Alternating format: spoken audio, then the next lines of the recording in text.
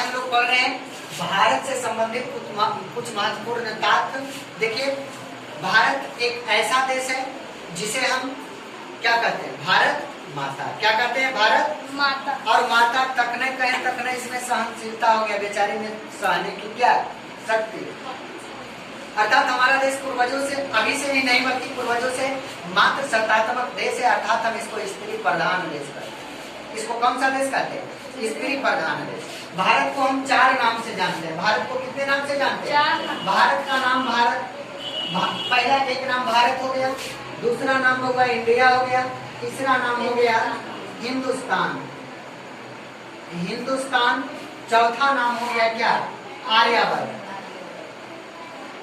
आर्यावर्त क्या हो गया, आर्यावर्त। और इसे आप लोग कभी पूजा करेंगे देखते होंगे, क्या कहता है, भारत खंडे आर्यावर्ते, तब भारत खंडे आर्यावर्ते, आर्यावर्ते वर्ते, ओकर बाद जम्मू द्वीपे, है ना, जम्मू द्वीपे अस्माकं देशा अस्ति। कभी आप लोग पूजा करके देखे है ना, जम्मू द्वीपे भारत खंडे आर्यावर्ते अस्माकं देशा अस्ति, हो जाता है ना उस प्रकार से। तो देखिए, भारत का नाम, भारत सबसे भारत का नाम भारत सबसे पहले पुराण में मिलता है। किसमें मिलता है, पुराण में मिलता है। भारत को इंडिया सबसे पहले यूनानियों ने कहा था, यूनानियों ने कहा था। अर्थात भारत को हिंदुस्तान बाबू सबसे पहले किसने कहा था, मध्यकालीन इतिहासकार, मध्यकालीन इतिहासकार, इतिहासकार अर्थात मध्यकालीन इतिहासकार एवं मध्यकालीन मुसलमानों ने इसे हिंद अथवा हिंदुस्तान के नाम से क्या किया था, संबोधित किया था। एवं भारत का एक और नाम है जिसको हम लोग क्या बोलते हैं, आर्यावर्त। तो आज लोग जो मध्य एशिया के निवासी,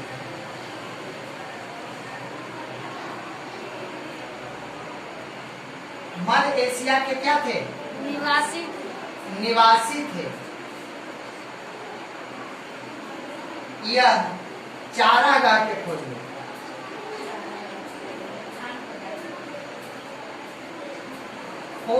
भारत आए थे। कहाँ आए थे, भारत आए। और क्या किए, पंजाब के आसपास के क्षेत्रों में आकर बस गए। पंजाब के क्षेत्रों में आकर क्या किए, बस गए, जिसके कारण से हमारे देश का नाम एक और क्या पड़ गया, आर्यावर्त। अब हम भारत की चौहद्दी लेते हैं। भारत की क्या लेते हैं, चौहद्दी। तो भारत की हम चौहद्दी लेते हैं तो इस प्रकार से लेंगे। देखिए, कोई भी देश होता है तो इसमें 4 दिशा होता है, 4 दिशा में होता है जी। अब कोई अब कहेगा कि कौन ऐसा देश है जिसमें 5 दिशा, तो कोई देश में 5 दिशा होता है। चक्रवर्ती, पहले चक्रवर्ती राजा कहलाता था। जानते हो कौन राजा को चक्रवर्ती कहते थे, जो राजा चारों दिशाओं पर क्या कर लेता था, शासन कर लेता।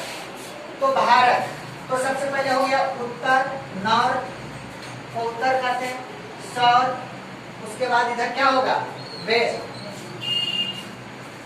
वेस्ट। और उसके बाद हो जाएगा इधर ईस्ट। क्या हो जाएगा, ईस्ट। तो देखिए, सबसे पहले हम चौहद्दी क्या लेते हैं, तो उत्तर में इसका हिमालय है। उत्तर में क्या है, हिमालय।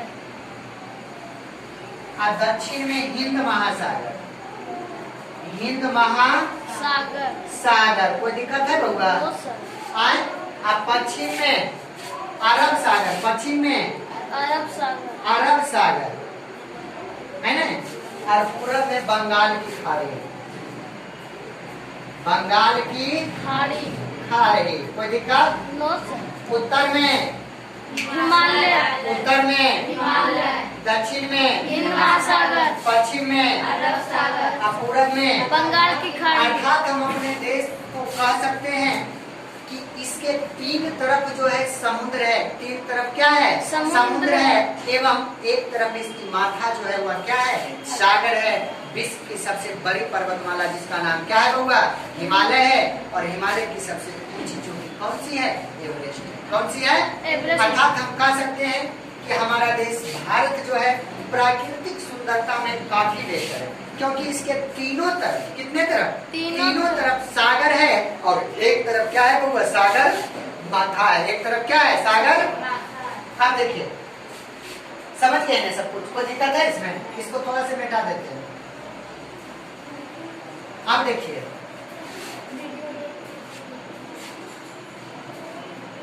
अब हम कुछ, अब जैसे उत्तर में हिमालय हो गया है ना, दक्षिण में हिंद महासागर, पश्चिम में अरब सागर, और पूरब में बंगाल की खाड़ी, 34 की हो गई। आप कहेगा कि भारत के उत्तरी सीमा से सटे हुए कौन कौन से देश हैं?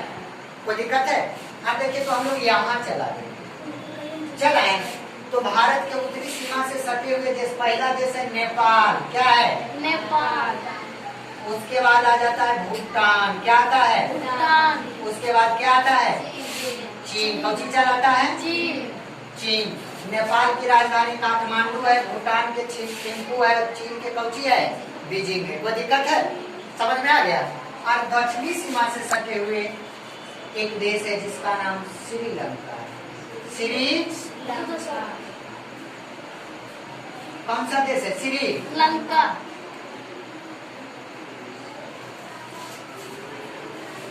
दक्षिणी सीमा से सटे हुए एकमात्र देश है जिसका नाम क्या है? श्रीलंका। कोई दिक्कत है?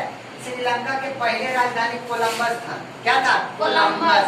लेकिन अब वर्तमान समय में कुछ होती है जानते हो? श्री जयवर्धने। श्री जयवर्धने इंग्लैंड अथी कुछ था, श्रीलंका के वो बैट्समैन बहुत बढ़िया था, जानते हो?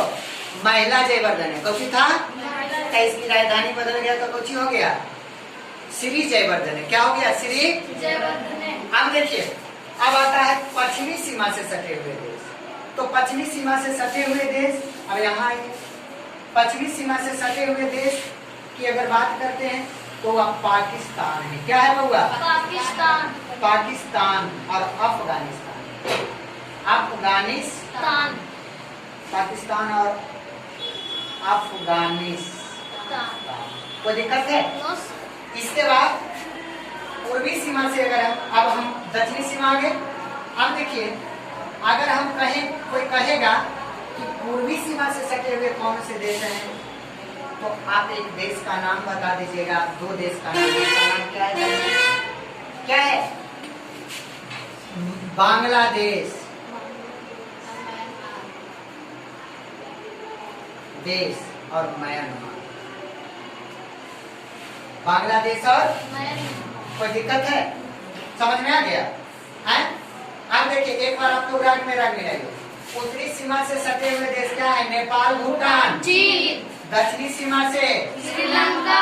और पश्चिमी सीमा से पाकिस्तान और अफगानिस्तान। एवं पूर्वी सीमा से बांग्लादेश और म्यांमार। नेपाल की राजधानी, नेपाल की राजधानी कहाँ है? काठमांडू। भूटान के कहाँ है? थिम्पू। और चीन के कहाँ है? कोई दिक्कत है? श्रीलंका की राजधानी पहले कहाँ था? कोलंबस। पहले कहाँ था? कोलंबस। अब कहाँ हो गया? श्री जयवर्धने। कहाँ हो गया? श्री जयवर्धने। अब देखिए उसके बाद पश्चिमी सीमा से सटे हुए देश पाकिस्तान और अफगानिस्तान। पाकिस्तान और अफगानिस्तान। और पूर्वी सीमा से सटे हुए देश बांग्लादेश और म्यांमार। कोई दिक्कत है? अब हम सबसे पहले बात कर लेते हैं अपना सबसे बढ़िया जो चचेरा भाई है उससे, पाकिस्तान से, है ना? पाकिस्तान से बात करते हैं। भारत इसको बांट के दे दिया, छटपटाते रहता है ना जी। देखिए पाकिस्तान की राजधानी कहाँ है? इस्लामाबाद। कहाँ है? इस्लामाबाद। और अफगानिस्तान की राजधानी कहाँ है? काबुल। कहाँ है? काबुल के ही था के जानते हो? मोहम्मद गजनवी। कौन था? मोहम्मद गजनवी। भारत पर कितना बार आक्रमण किया था जानते हो? 17 बार। कहावत है दिल टूटा तो कितना बार टूटा? 17 बार। दिल टूटेगा तो 17 बार लूट लेगा। समझ गया? इसलिए आप लोग दिल तोड़िएगा नहीं, ये जोड़ते हैं हम लोग, ठीक है? भारत और पाकिस्तान जब हमारा देश आजाद हुआ था, जब हमारा देश क्या हुआ था? आजाद हुआ था। तो आजादी के समय पाकिस्तान जो था वह किसके साथ था? भारत के साथ। किसके साथ था? भारत के साथ। कैसे सुनिएगा? आजादी के समय पाकिस्तान जो है बाबू भारत के साथ था। और जब हमारा देश सन 15 अगस्त 1947 ईस्वी को क्या हो गया, 15 अगस्त 1947 को आजाद होता है। कौन होता है, आजाद होता है।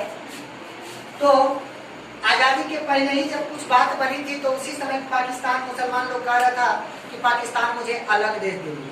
और कैसे मुस्लिम लोग कह रहे थे, जो कट्टरपंथी थे, जो कौन मुस्लिम थे, कट्टरपंथी थे। लेकिन बाबू जो सामाजिक मुस्लिम थे, जो सभ्यता को समझते थे, जो विखंडन को समझते थे, जो टूटने की आदात को समझते थे, वो अब कभी बाबू भारत की बंटवारा पर निर्णय नहीं लिया।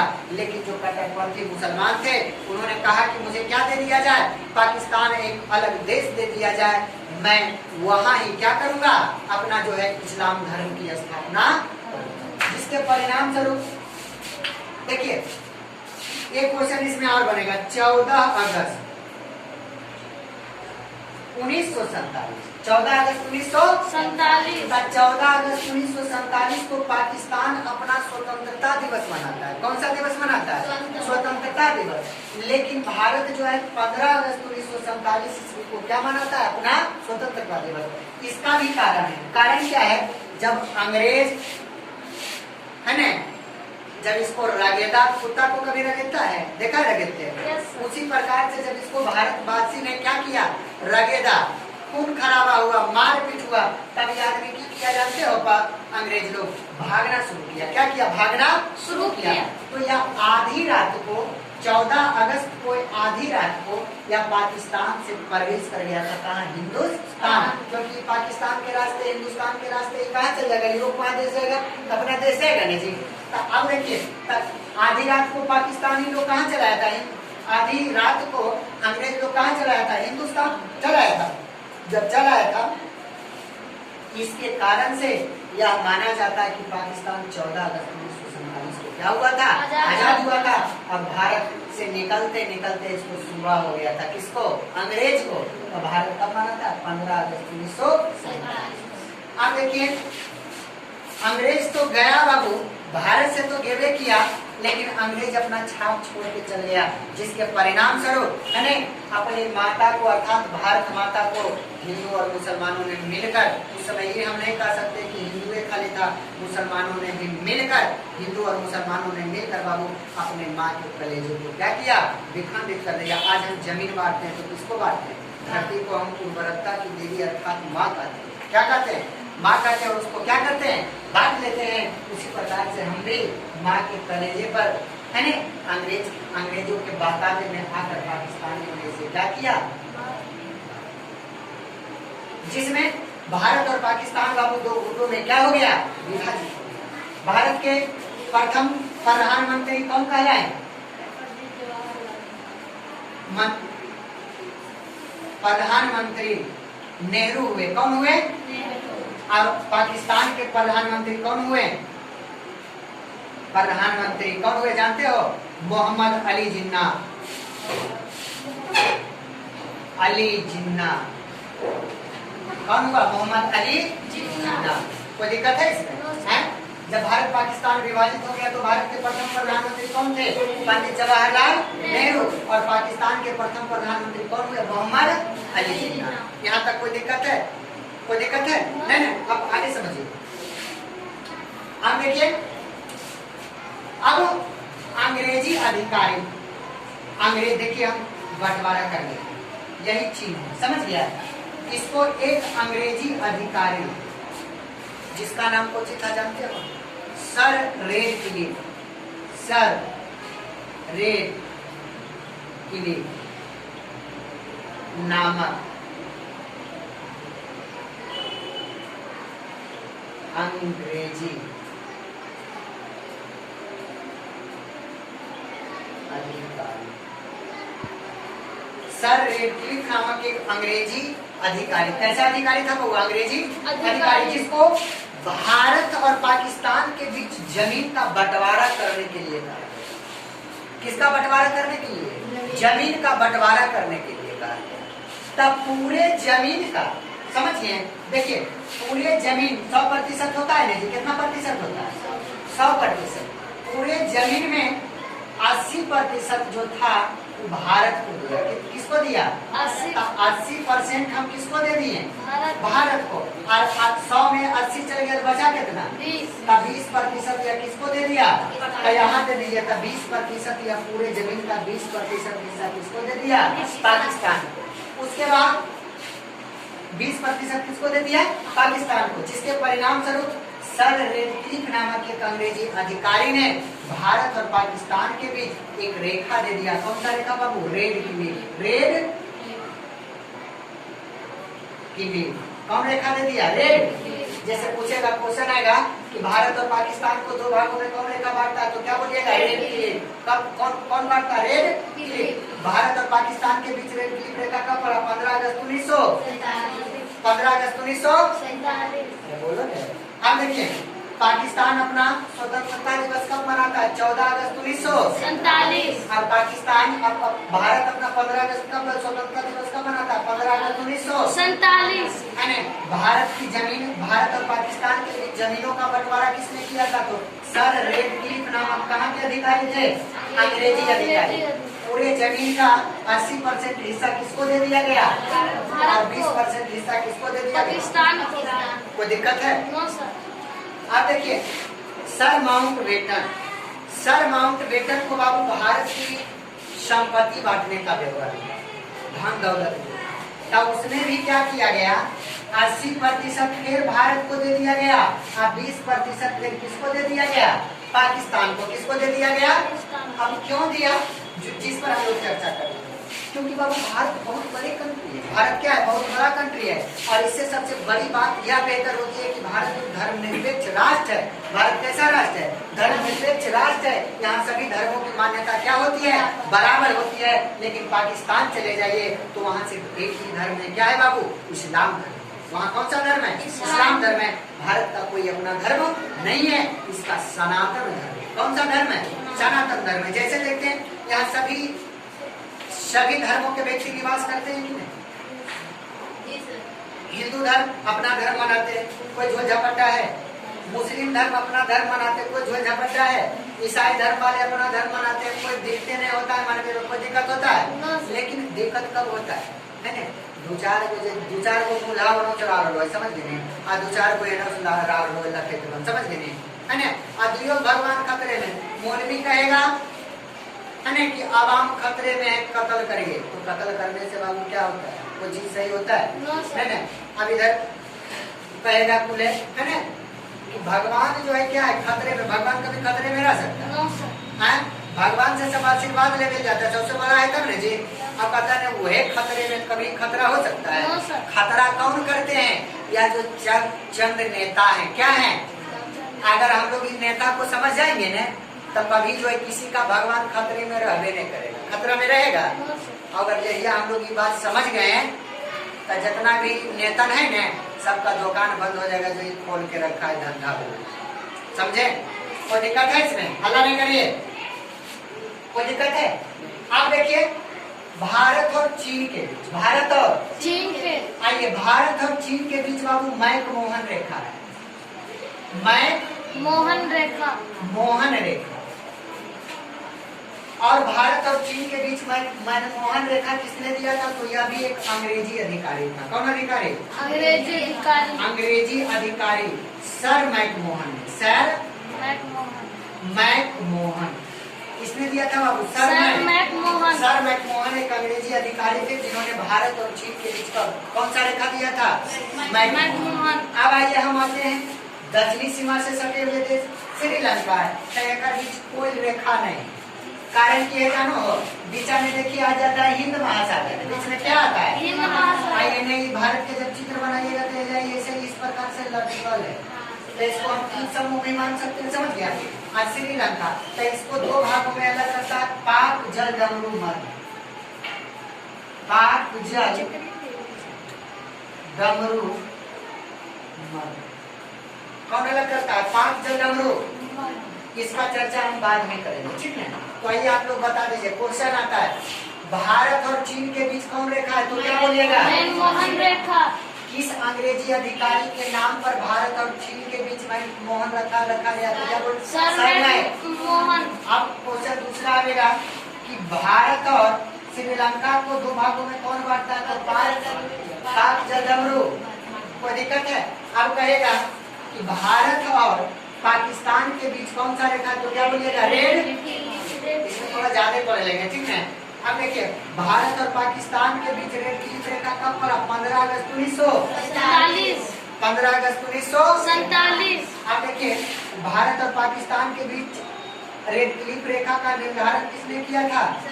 सर रेडक्लिफ नामक एक अंग्रेजी अधिकारी ने किया था। अब बताइए, इसमें कोई दिक्कत है किसी आदमी को? समझ में आ गया नहीं?